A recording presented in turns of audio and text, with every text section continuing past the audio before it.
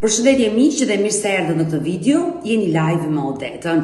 Ditën e sotme në live-in tim unë do kem një nën, është nëna e 3 vajzave, e cila quhet Olesja, ka qenë vetëm para 24 orëve me mua këtu live, ku ka treguar problemin e madh që ka me vajzën e vogël, ku ndodhet një jetimore dhe kjo nën nuk po arrin dot ta marrë vajzën.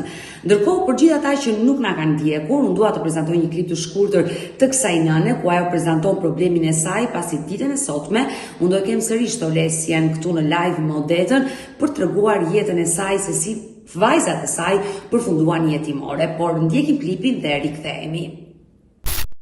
Realisht kam një problem me vajzën e vogël për arsye ekonomike, jo sepse unë kam dashur ta lë vajzën në institucion. Olesja, sa të bësh gati të zyberallulli, vajza do jetë. Okej, në mirë besim, duke njohur kaq vite ndër vite, pothuajse një dekadë. Okej, thash thjesht në për telefonata iku njëra institucioni dhe i thot një zonja aty, lutem a merr çik mamin që të vi të më marr. Si kishte ikur? E kupton në kohë dreke. Atëre thot zonja, po nga ti? Unë thot jam nga Saranda. Po ku ta gjej mamin? Unë më shpirti thot. Më merr në telefon, më thot zonjë, si jeni, si kaloni? Ju kërkon vajza. Dhe vajzën e kam pyetur, e kam gjetë disa shenja këtu në dorë. Dhe i them, më të pse ke këtë shenjën këtu? Po i se ja po lodhnim. Po gjendja e vajzës ka qenë kështu. Duke më parë. Ina, po si dhe shmirti motra? I je mirë këtu? Do me thëmë vajza nuk reagonte në asnjë mënyrë Odet.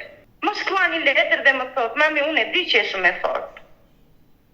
Unë e di shumë mirë që ti nuk e faj, e kam fajnë baballarët e shëmtuar që ne fëmijët jemi këtu. Nuk foli vetëm për vete, foli për të gjithë fëmijët. Ndërkohë që i thot vajzës tjetër që Gjesi, thot, unë pi ilaçe. Se i pi ilaçe, i thot Gjesi, qa ilaçe? Po dy më kam quar në psikolog, i thot. Dhe më japin ilaçe, po unë nuk i pi, i thot. Po nuk po më mbante vendi, zemra e një nënë ose Odet. Diçka nuk po shkonte te vajza. Të betohem Odet në Zot që nuk po flej një ditë e qetë. Të betohem. Të besoj për këtë pjesë. Po më ditë se zbuza në çdo institucione nuk po më japin vajzën. Sa kam tentuar disa herë, më duket jeta pa motiv. Kam tentuar disa herë për të bërë vetvrasje. Stop. Sepse unë po bëj luftë për ta marrë fëmijën tim.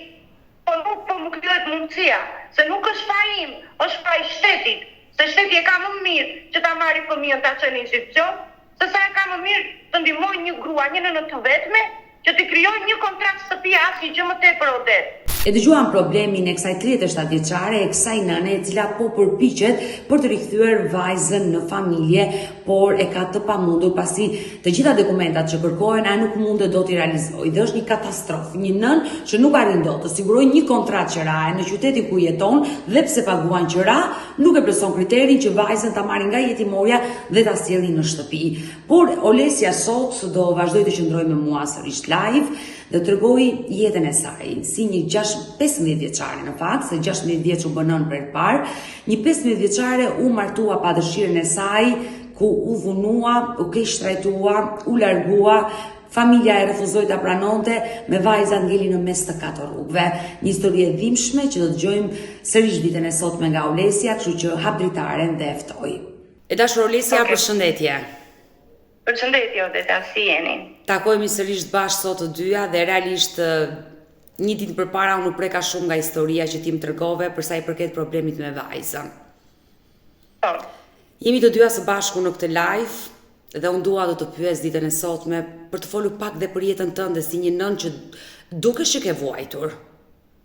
Po. Më the dje që jam një nën e divorcuar. Po, Odeta. Unë vina 2 martesa të dështuara, por arsye sepse kam 2 vajza, edhe bashkëshorti i parë ushtronte dhunë, luante bigjoz, pinte, edhe unë, do me thënë jam martuar në moshë të ershme, 16 kam lindur vajzën e madhe. Po pse sa vjeç je martuar për herë të parë, Olesja? 15 për 16, në 15 jam martuar, në 16 kam lindur vajzën e madhe. Ka qenë një martesë, le të themi, me mbledhëri apo me dashuri? As me mbledhëri, as me dashuri, sepse unë vina një familje divorcuar nga nëna dhe babai. Babajn e kem pasur alkoholist, endesh, nëna unë përbëhem dhe 4 vëllezër dhe 3 motra. Po gjithse cili është i shpërndar, ku në Europë, ku në përrete, edhe nuk është se jemi rritur me një frym, si ta them, me një frym në familje të mirëfillt, gjithse cili në punë të vetë, gjithse cili dhe i vogël, kush të merr të pjatën i pari. Do me thënë ka qenë ritmi i tij. Por jeta më ka bërë që unë të jem ndryshe. Pavarësisht se has shumë me probleme, edhe jam munduar që fëmijët e mi mos ta kenë këtë fat që kam pasur unë. 16 vjeçe vajte për herë të parë tek burri. U martove në cilin vend? Jam për 9-16. 9-16 se 15 vjeçe vajte tek burri. Në çfarë vendi u martove? Në Gramsht të Elbasanit.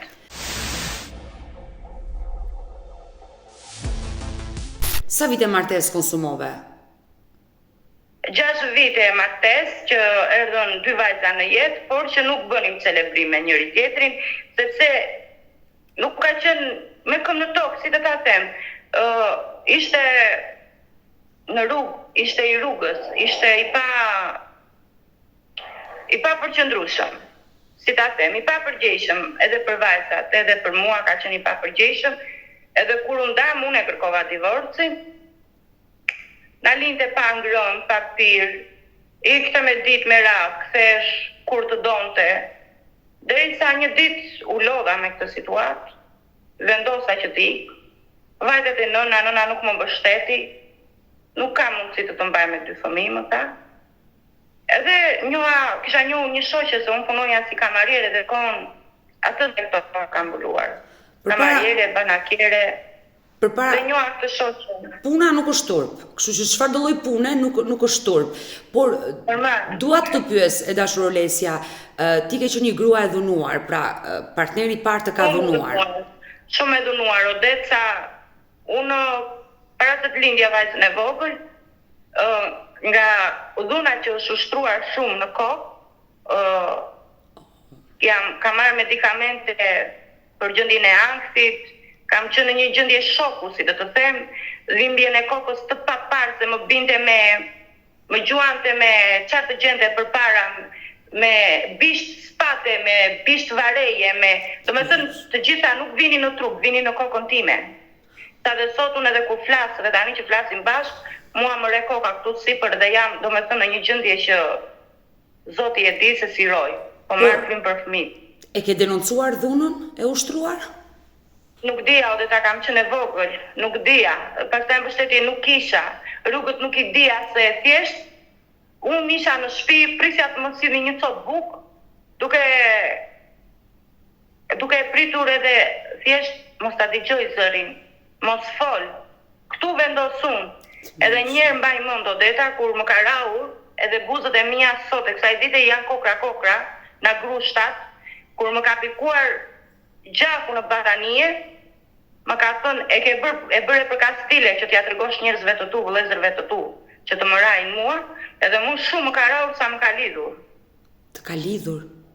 Më ka lidhur dhe më ka ushtruar dhunë të paparë.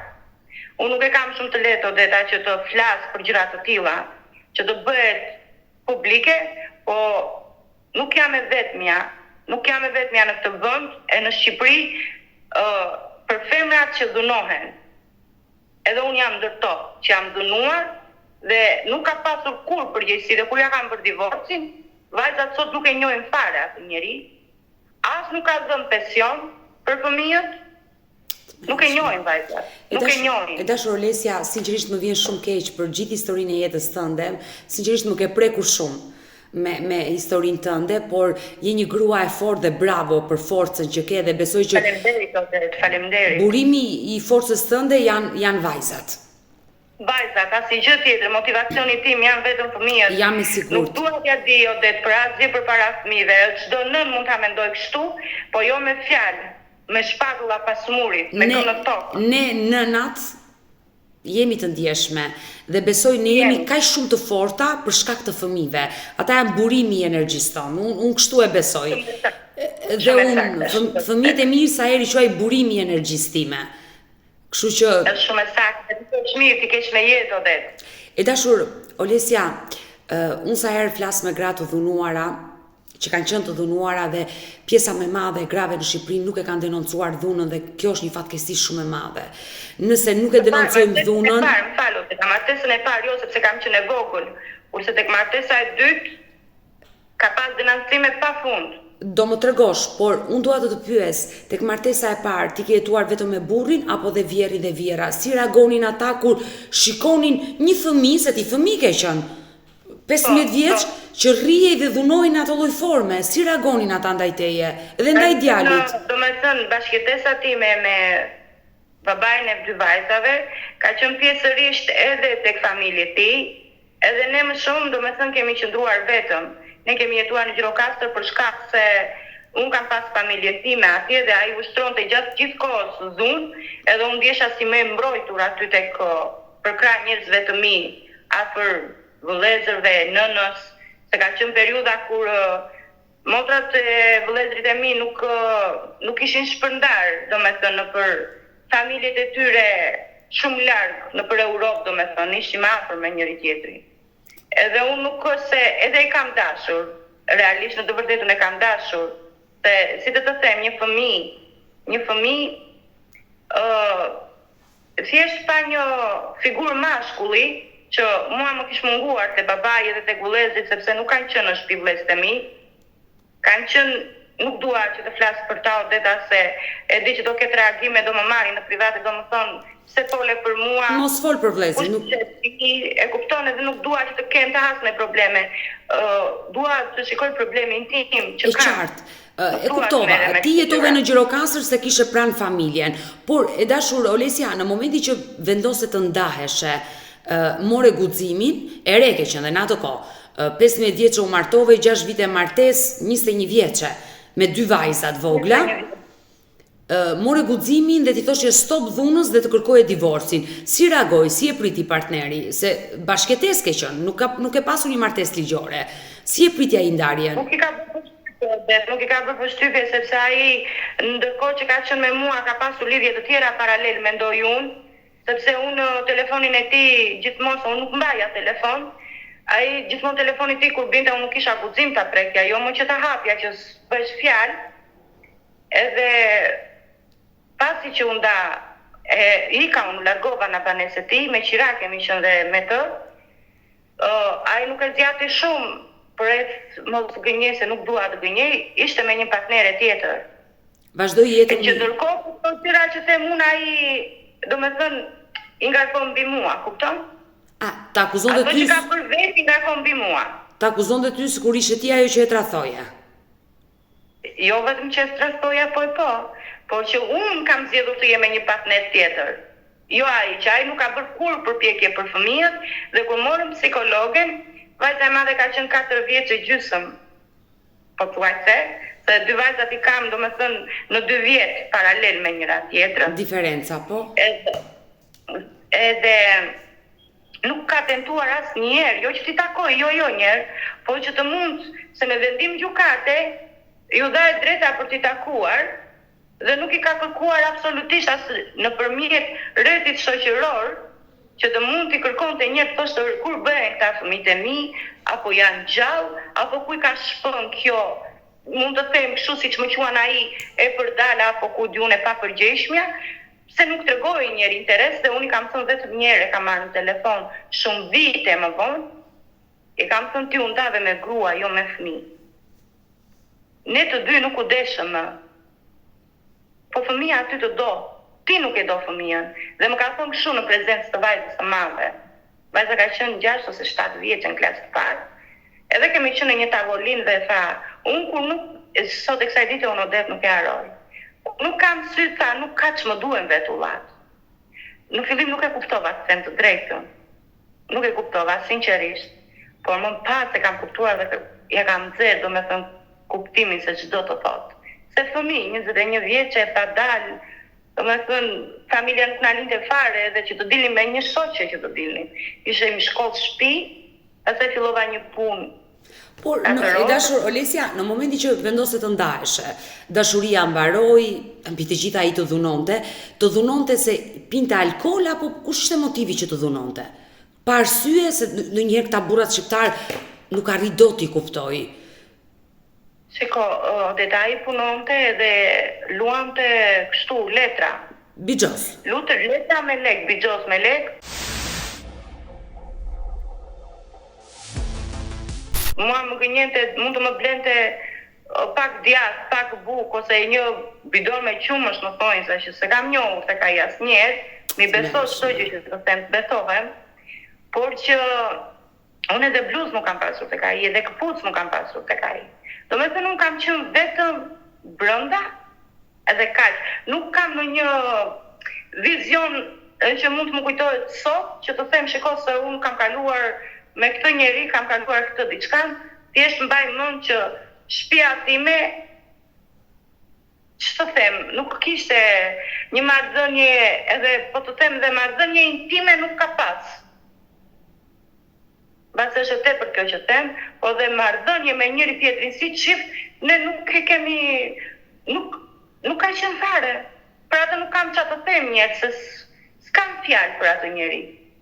Sot unë nuk them se e kam inat, bëra mirë që ika, sepse nuk ka pas dashuri. Kupton? Edhe nuk kam fjalë të them për atë, unë mund të flas më shumë për martesën e dytë, se sa për atë. Sa ishte gjithkohon i ikur, dhe mua më linte 20.000 lekë të vjetra apo 30.000 lekë, që mund të gënjeja vajzën e madhe, kur bëra vajzën e madhe, që mund të bleja në një lëpise që ja bleja me karton, se po t'ja bleja në dyqan, që ose ati ishte 150 lekë, në shumicë do t'ja mirja 50 lekë, dhe po t'ja mirja në dyqan nuk më linte ote. Do haja dru. Edhe filluar t'i bleja një kuti, që mund të kishte 30 apo 40 sot, që unë të mendoja që sa herë që kërkon të vajza, t'ja mbaja në shtëpi që t'ja jepja, se po t'a bleja 150.000 lekë, 150 lekë më falë, unë do haja dru sikur kisha prishur miliona. Më vjen për qeshur se nuk e kam pranuar edhe sot faktin që unë kam qenë në krahët e tij. Asnjëherë nuk e kam pranuar për faktin se në momentin që një njeri nuk do zorët e tij, falë që po flas kështu, kur unë nuk dua barkun tim, çka kam thënë barkun tim, unë nuk pretendoj të më doj njeri jote. Asnjëherë nuk pretendoj të më doj njeri, kur unë nuk dua fëmijën tim, gjaku tim, palcën time, nuk e dua, nuk më do njeri mua. Por çfarë ndodhi më pas? Të Zotit, të them që më do vetëm Zoti. Askush tjetër në këtë botë. Çfarë ndodhi më pas? Ti me dy vajzat e vogla kërkove ndihmë te nëna jote. Po, kërkova ndihmë te nëna time përkatëse se nëna time vuana shumë sëmundje, edhe nuk ka pasur mundësi, nuk është shtëpinë që kanë pasur e kanë shitur, që kur kanë qenë me baban, se si origjinë, domethënë unë jam nga Vlora, po për shkak se prindrit e mi në 95 në u shpërngulën në Gjirokastër, se nënën e kam Gjirokastrite, edhe nuk kemi pasur një banesën tonë. Edhe nëna nuk kishte mundësi, edhe ekonomike, jo se vëllezërit kanë qenë të dënuar për një apo për një arsye, edhe ishte gjithmonë e shqetësuar. Sot i kuptoj që jam në vetë dhe kam probleme apo edhe të mia. Ishte shkreta gjithmonë me çantë në kuriz për t'u vatur të qëndronte pranë me pak ushqime apo të kontribonte për ta. Edhe ne vajzat domethënë kemi qenë pak të, si ta them, të anashkaluara. Hajde se ju jeni në shtëpi, jo po çatin e shtëpisë e keni, për të ngrënë keni, tani po ju do qefi, rini, po ju do qefi, veproni. Kjo ka qenë marrëdhënia. E qartë, kuptova. Me pak fjalë ti nuk shkove me dy vajzat e vogla tek nëna dhe jeta jote mori një tjetër. Shkova, po nuk më pranoi. Nuk të pranoi, ta i këçoja babait dhe ti hajde tek unë. E jam dalë që me vajzën e parë tek ai. Edhe mamaja më ka thënë tekstualisht kështu. Lind, lërja babait, edhe hajde ti në shtëpi ti derën e ke të hapur. Po me fëmijë asnjëherë nuk më kanë pranuar. Ose linde i këqoje një jetimore, më kam thënë. Edhe ja, fëmijët e mi vajten aty. Këto janë. Por unë zgjodha që fëmijët e mi t'i kisha afër. Dhe bëre gjë më të mirë. Dhe bëre gjën e duhur. Po. Dhe ku strehove me dy vajzat e vogla? Nëna nuk të pranoi me vajzat, të vuri kusht, o ti vetëm dhe vajzat lëri te babai, ose për ndryshe nuk të qas. Ti more vajzat dhe ku ike? Po do ta them Odeta, do thuash pse e bën kaq ekstreme, po mua kështu më ka ecur jeta. Ditën e parë që kemi ikur, unë i kisha çelësat e banesës, po kisha frikë për të vajtë në shtëpi se në momentin që unë dola nga shtëpia, kisha tmerr të kthesha se dia që do haja drurin. Dhe në Gjirokastër unë kam qenë me shtëpi në Manalat, edhe aty ku kam qëndruar me vajzat, kam qenë vajzëresat e dëshmorëve. Që sot e kësaj dite vajza time e madhja është 20 vjeç, 21, edhe e ka njodhën këtu në fytyrë të djegur nga guri, që ishte shtrirë vajza dhe po flinte. Po. Edhe ishte djegur fytyra dhe asaj ka ngelur shenjë dita sot. Atë natë kam gdhir aty. Të mërshme. Kishin ftohtë fëmijët natën, edhe ndërkohë aty po hapeshin gropa. Nuk i mbaj mend se ku më ka ndodhur te martesa e para apo tek e dyta, kjo me gropat. Se ka ndodhur që kam ikur në shtëpia këtej te martesa e dytë dhe ishte momenti, jo ka qenë këtu në Sarand. I kam mbuluar Odet këto, i dinë vajzët dhe shpesh ma tregojnë. Hapeshin gropa për pemët, që do vjeshin pemët, edhe diku kam gjetur aty anës rrugës që ishin koshat e plerave që ivin të marketeve, ivin kartonat. Edhe brenda në gropi kam shtruar një karton, kështu na për brenda. Të mërsh. Edhe i kam mbuluar po me karton. Që mos kishin ftohtë. Mos kishin ftohtë. Edhe këtë gjë ma thot shumë vajzë vogël. Edhe gjithmonë ma thot mami e mban më. Edhe dyta e shpede madhja, po e vogla ma thot shumë. Ma thot mami e mban më në atë ditë, po ti kishe ftohtë. Jo mami the mund se e vogla ka qenë atere rreth 3 vjeç ose 4 vjeç, mos e të gënjej, 4 vjeç. Edhe një javë aty kemi qëndruar, kanë ardhur njerëzit, është një... Pra, një javë, e dashur Olesja, nuk dua të kthej dhe shumë pas në kujtime që të lëndoj, se e di që vuan. Ti u ndave nga partneri i parë dhe kishe 2 vajza, se vajzën e tretë e ke sjell nga martesa e dytë. Po.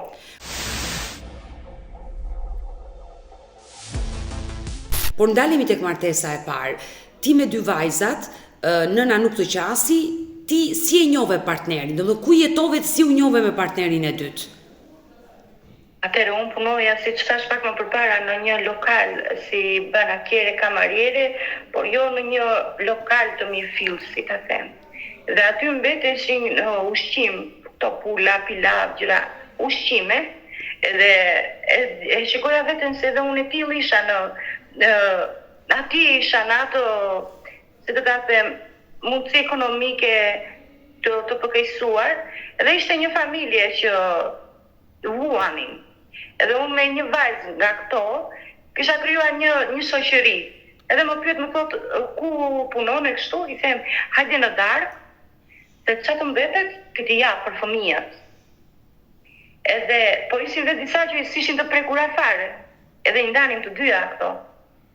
Ndërkohë që vjen vajza, po më vinte çdo darkë, edhe i ndanim ushqimet bashkë. Pra ti ndihmoje këtë familje, merre dhe ushqime për vajzat e tua. Po, të dyja bashkë, do me thënë, i ndanin. Se vajzat e mia ishin të vogla në atë periudhë dhe nuk hanin aq shumë, kurse këta ishin familje shumë e madhe. Ajo ishte rreth moshës 40-45 atëherë, dasim para 15 viteve, edhe i kishte goxha fëmijë të rritur e kështu. Edhe unë merja shumë pak, si për 2 vajza të vogla, 4 vjeçe, 3 vjeçe, do me thënë llogaritë se ç'mund të hanë. Edhe kështu filluam të flisnim me njëra tjetrën, më tha, do me thënë, më bëri me dukje që shiko se unë kam djalin e Dajos. Më tha mua që është i divorcuar, i ka ikur gruaja kështu, ka dhe 2 fëmijë. Nuk e mendoja asnjëherë Odet që do martohesha, se duke menduar mentaliteti shqiptarit që shiko se unë po vajta te dikush tjetër, do më ndonjë diçka e keqe, aq më tepër kur kisha vajza, Do me thënë isha me këtë ndroj frikën se ishte babai në kom, babai i tyre biologjik edhe i trajton të keq. Si do që vajti, do me thënë, mbeta në rrugë, nuk kisha ku të veja. Do me thëmë unë sot e kam parë Odetën, si ta them që më farë që të më parë shembull, sot kam ikur. Pra, partnerin e dytë, sa ta prezentua, sa e pe, vendose të largoshe sepse s'kishe ku jetoje. E kam mësuar fare ose e bëra në halli dhe shpesh që them vajzave, dëgjoni mamin. Disa gjëra mami ka bërë në qefi dhe disa gjëra unë i kam bërë në halli për t'ju rritur juve. Edhe e kam menduar pse e kam bërë atë veprim, se ishte shumë herë më i madh nga mua, në moshë ishte 17 vite diferencë, llogaritë 21 vjeç me 38 ose 39 vjeç atëherë. Babai vajzës të vogël. Dhe ku jetuat? Në çfarë vendi? Erdëm në Sarand. Ai kishte një vajzë me vete 13 vjeçë më fal. Edhe ndërkohë që u mblodhen të 3 fëmijët bashkë. Por atëre, ai kishte një vajzë nga martesa e parë që e mbante, ti kishe 2 Ai kishte 2 ose 3 martesa, në total ka pasur 3 fëmijë, 4. I mbante vetë fëmijët? Jo, vetëm 2 të martesës të parë. Mbante. Dhe një kishte në Greqi se kishte goxha të rritur, 20 vjeç, 19 vjeç, dhe vajzën e kishte 13 vjeçë që e mori të jetonte me neve. Dhe 2 vajzat e tua, dhe kështu ju filluat jetesën në Sarand. Çfarë ndodhi me le themi bashkëtesën e dytë? Filluam, do me thënë, të ndërtonim familje ku sot një luk, një pirun, një, si të them, të arredonim shtëpinë. Me mendimin që unë e dua, nuk kam rrugë tjetër, edhe do jetoj jetën për të rritur vajzat. Edhe kështu vazhdoi ritmi, vajzën e tij, do me thënë ishte e vuatur, do me thënë se ai kishte martesa të tjera, ai kam dej, hajde këtej, trajtonin keq, dhe mua më mbajtën këmbët edhe për atë vajzë. E trajtove si vajzat e tua? Nuk kam përshkrim për atë. Unë më shumë mund të qaj për atë se për vajzat e mia. E kam mbajtur shumë afër se ka qenë fëmijë shumë i vuajtur. E ka rrahur gratë që ka marrë ai. Sot është në Angli, është në 3 fëmijë dhe është mirë. Është sistem. A ke kontakte me vajzën e burrit? Po. Shumë. Do me thënë, unë në qoftë se them kam 3 vajza, e kam thënë që kam 4 vajza, se e du fort edhe atë. Edhe më kanë ndihmu, pse ishte vogël, mundohesh që të pastronte shtëpinë, të kujdesesh për 2 vajzat e mia, sepse unë punoja me babain e vajzës së vogël. Po nuk di njëherë dhe që ti kemi thënë pse. Dhe gjithmonë vajza e burrit mbante fotografinë e thjomës në nastë, po ajo nuk e ka njohur shkreta. Nuk e ka njohur fare. Edhe vetëm ku ka ardhur më mbrapa e ka takuar, se e ka lënë ku ka qenë në gjoks 8 muajshe. Edhe ku ma tregonte historinë, vajza unë nuk shumë u lidha me vajzën. Të mia ishin të vogla, kupton? E qartë. Ajo është motra e vajzës vogël. Po, është motra e vajzës. Ka një ngjashmëri, do me thënë, mund të them që na femrat që janë të bukura sot në 2025-ën, ajo është ndër më të bukurat jo për sytë e mi, po është në ana figurative është shumë e bukur. Dhe më vjen mirë që ke një shpirt kaq të madh, kaq të pastër, kaq humane dhe mban akoma raporte me vajzën me motrën e vajzës tënde, se kështu i bie më saktë. Patjetër, edhe se unë kaloj në atë më tem, edhe për vëllain që kanë vajzat nga babai i tyre biologjik, unë kam marrë vajzat, nuk po them se çfarë kam mundsuar që ti bëja diçka një dorë, një çokoladë, fundi fare. Unë e kam marrë iniciativën, kam marrë të 3 fëmijët edhe 2 vajzat e mia dhe vëllain që kanë vajzat, nga martesa e parë. U kam blerë nga diçka me njëri tjetrin dhe kam parë punën time duke menduar se një ditë do rriten dhe si dihet jetës se na mos njoja dhe gabojnë rriten dhe nuk din kush janë. Unë i kam marrë iniciativa dhe kam qenë gjithmonë në kontroll për vajzat e mia, që vajzat e mia mos të gabojnë në jetë apo të lëndohen më së shumti. Jo të gabojnë, po të lëndohen. E qartë. E dashur Lisja, por çfarë ndodhi me partnerin e dytë? Sa vite qëndruat bashkë? Se sollët një jetë vajzën e vogël. Gjatë para se unë të bija shtatzane, abortova 2 fëmijë. Duke qenë se nuk po përshtatesha për shkak të mos komunikimit, ishte i pisët nga goja.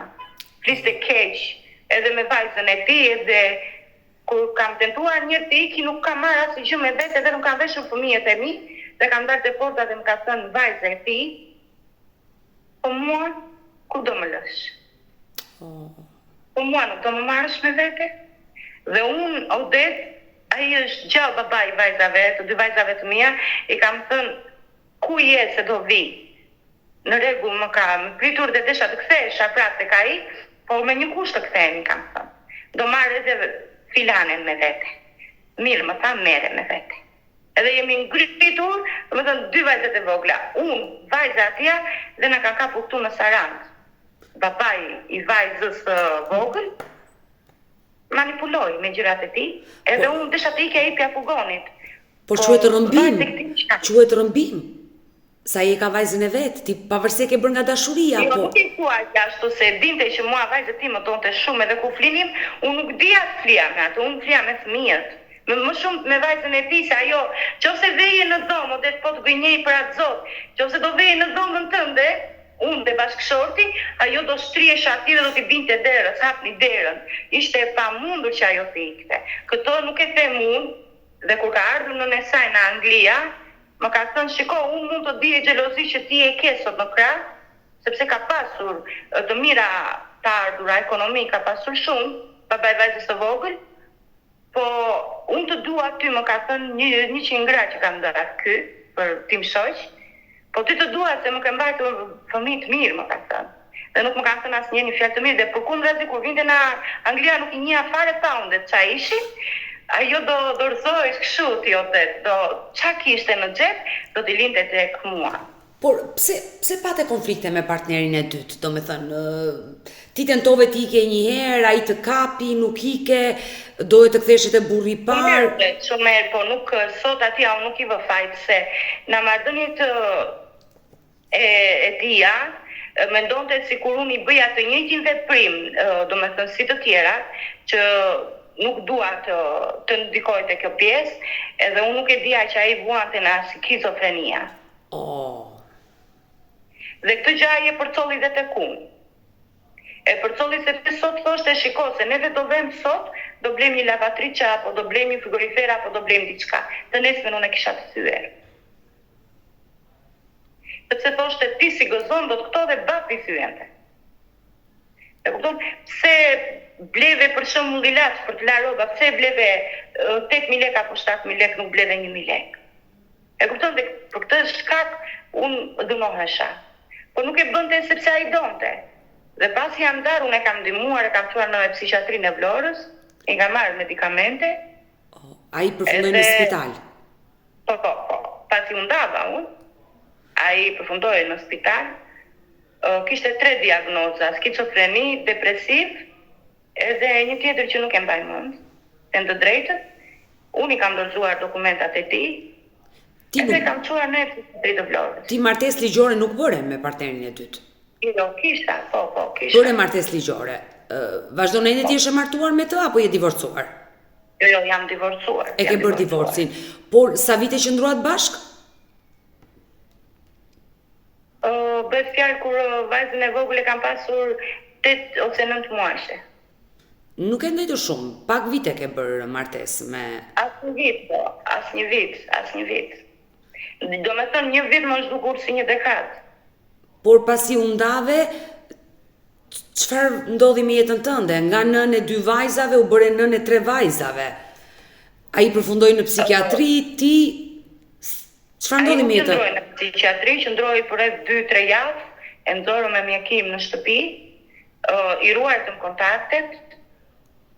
Nuk ishin të shpeshta, po ishte se ai në moment shpërthente dhe në një moment ishte shumë i mirë, edhe thjesht gjetëm atë gjuhën, më ndihmoi me pak lekë, mora një shtëpi vetëm me qira. Edhe pse u ndat, ai të ka ndihmuar për hir të vajzës.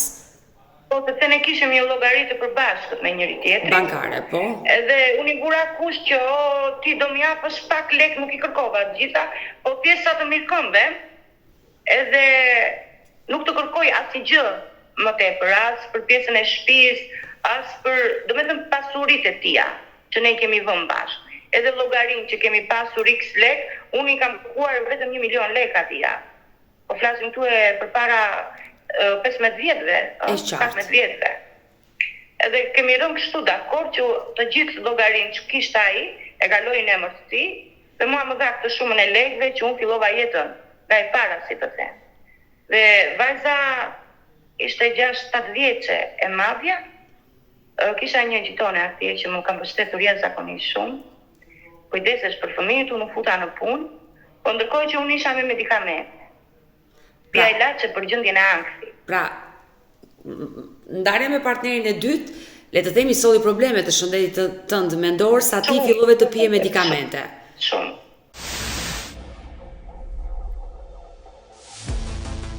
E dashur Olesja, në momentin që partneri i dytë të dha një shumë parash, ti more shtëpinë me qira dhe fillove jetesën me 2 vajzat. Me 3 vajzat, më fal.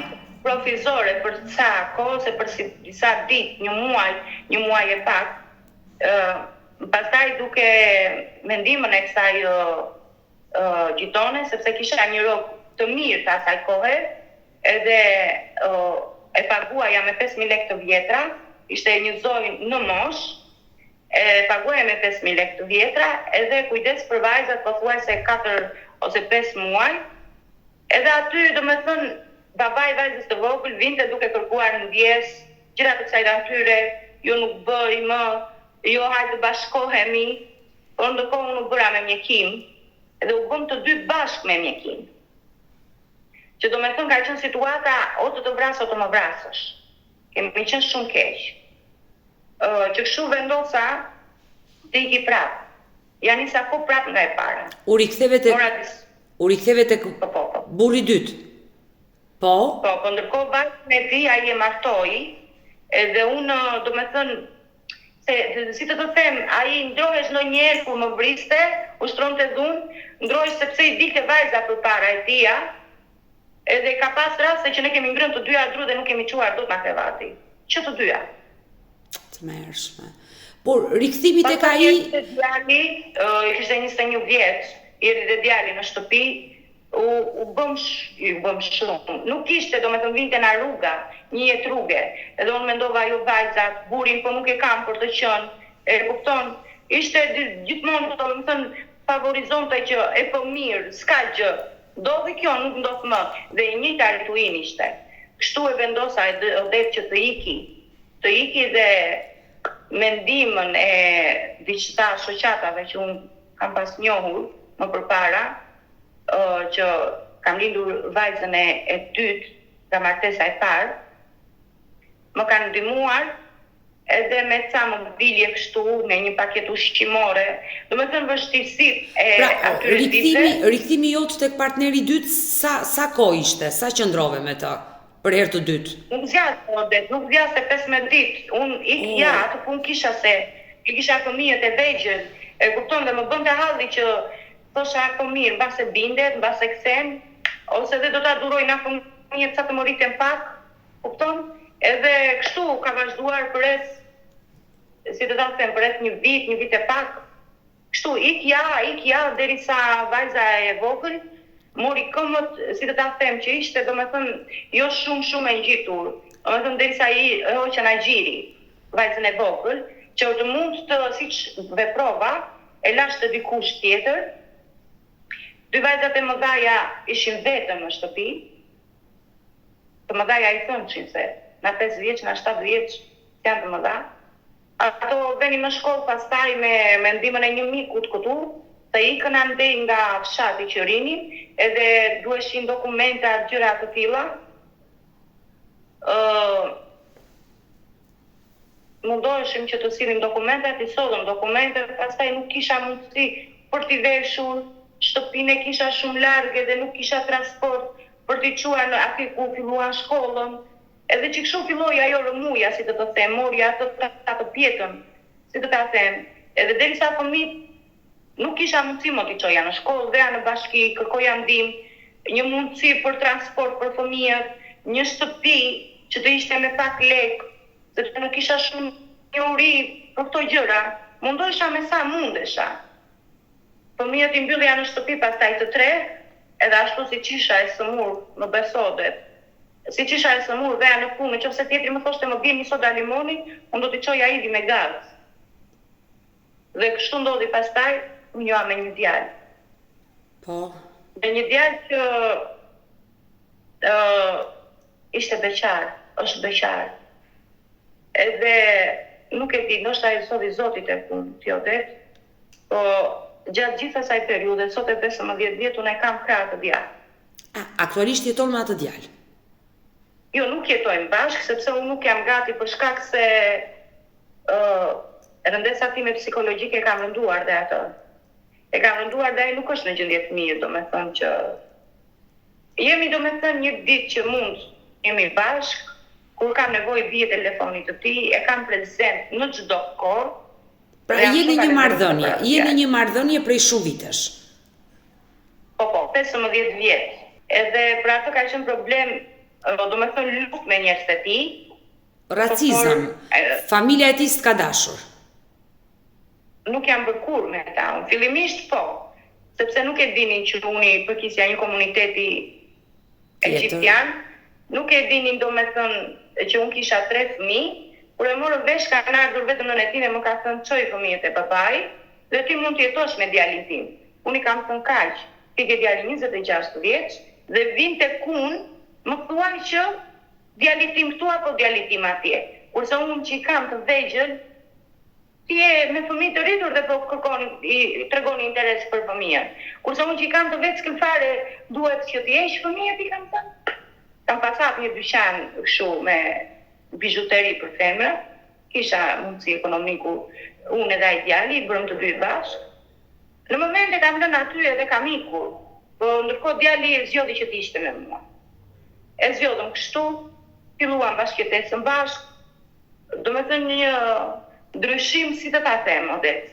Në aferi në Parajs, më ndihmonte shumë, ekonomikisht, fizikisht, emocionalisht, flitë të vetë i laçet, më ndihmonte vetë, ai punonte, unë rija në shtëpi. Derisa unë që ador nga i laçet, edhe fakt Zotit, Zoti jam shëndoshe mirë. Dhe më vjen mirë. Me forcën e tij, me ndihmën e tij, vajzat, domethënë, duke filluar ai ritmi që fëmijët kishin nevojë për më shumë shqetësim, për më shumë prezencën time, mosha adoleshencës. Dhe ky djali më mbrapa, ndoshta ndikimi nuk dua të fajsoj asnjë, një ditë të bukur iku nuk erdhi më. Për 3 vjet radhazi. Aty ndodhi ngërti gjithi që mua, domethënë si të ta them,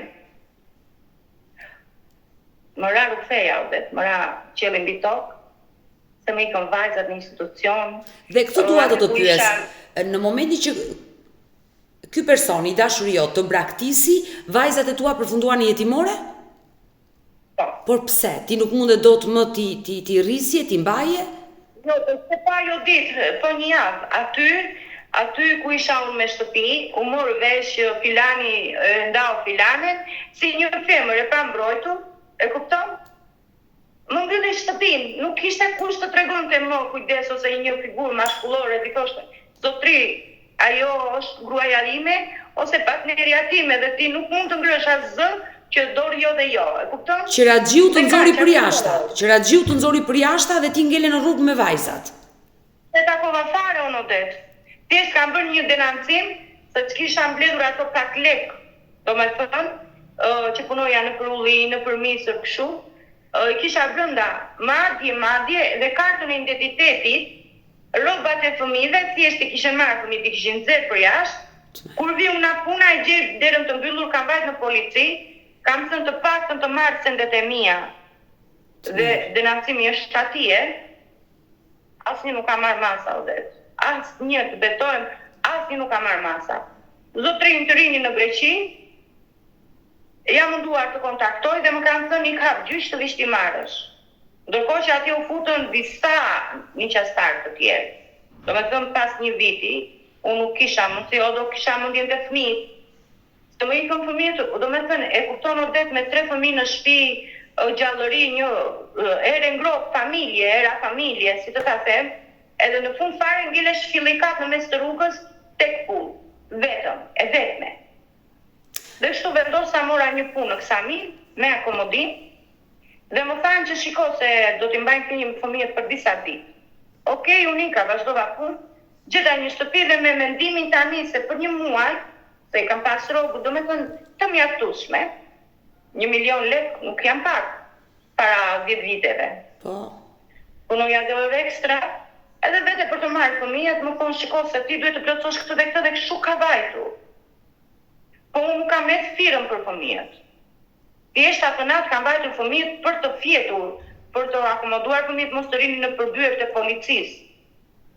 Dhe unë kam qëndruar 12 që kam dhënë deklarata, e kam gdhir aty, të nesmen po prapë njëjta, dhe zgjidhje thjesht më kanë thënë shiko se kur të vi vendimi gjykatës na, se çështjen e kemi kaluar në prokurori, ty do të njoftojmë na lër numrin e telefonit dhe ti jetë vazhdo se fëmijët i ketë të sigurt. E dashur Olesja, 2 vajzat e mëdhaja u rritën jetimore, mbushën 18 vjeç dhe kanë dalë nga jetimorja dhe E madhja jo. E madhja ku ndodhet? E madhja sot është e martuar. Po pra, është e martuar, po e mesmja, e dyta? E dyta dhe vajza që kam të Zybera Lulli i qua në institucion. Por e mesmja ka dalë nga jetimorja apo është akoma në jetimore? Vajza që të shkruaj të ty që ka dalë nga institucioni. Dhe jeton, ka krijuar jetën e saj, është rritur. Tani ka iku në Tiranë për të qëndruar pak ditë me i shoqe se jeton me mua këtu. Jeton me ty. Pra, vajzën e mesme ke. Tani gjithë lufta është për vajzën e vogël që ndodhet te Zybera Lulli. Po.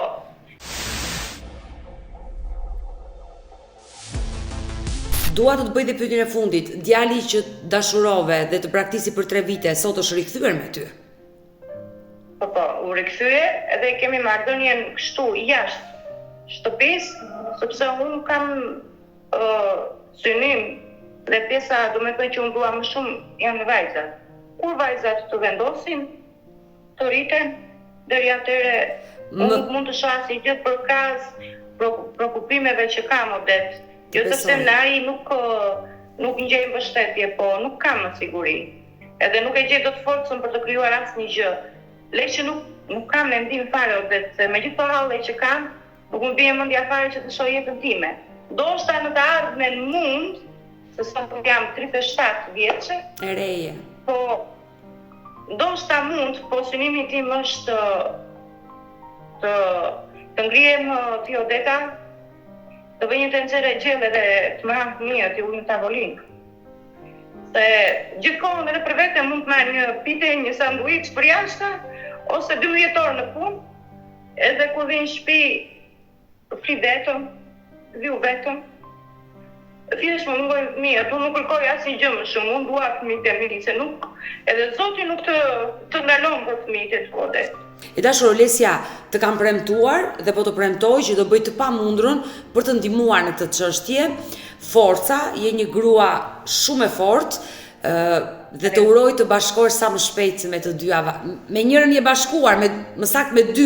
Vajza nga martesa e parë nuk ke probleme. Gjithë problemi është vajza nga martesa e dytë dhe uroj të bashkohesh sa më shpejt. Do mbetemi të dyja në kontakt, të përqafoj dhe të puth nga Tirana. Faleminderit Odet, uroj gjithë mirat e kësaj bote dhe nuk do resh së ndjekuri sepse e meriton dhe më ke dhënë, domethënë, shumë forcë realisht në të vërtetë, duke parë misionet e tua një pas një, më ka mësuar shumë hapa që duhet të veproj dhe të vendos. Më vjen mirë që nga historia në histori njerëzit marrin mesazhe dhe i kthejnë në forcë për veten e tyre. Mirë, do mbetemi në kontakt. Mirupafshim. Mirë të dashur miq, ne kemi ardhur në fund edhe për këtë live. Unë ju falenderoj që ndruat me mua deri në fund të kësaj video. Nëse dhe ju keni një histori për të denoncuar, keni një rast që doni ta bëni publik që zëri juaj të dëgjohet, mos hezitoni të më shkruani në numrin tim të telefonit 069 99 55 698 që ndodhet poshtë ekranit tuaj. Por mund të më dërgoni mesazhe edhe në rrjetet e mia sociale, Instagram dhe në Facebook me emrin Odeta Dume Mandro. Dhe këto janë faqet e mia zyrtare, ndërsa këtu lart tek fotoja ime mund të klikoni dhe të abonoheni, të bëheni pjesë e kanalit tim zyrtar ku çdo paradite ora 10 më keni këtu live në YouTube. Faleminderit dhe ritakohemi nesër.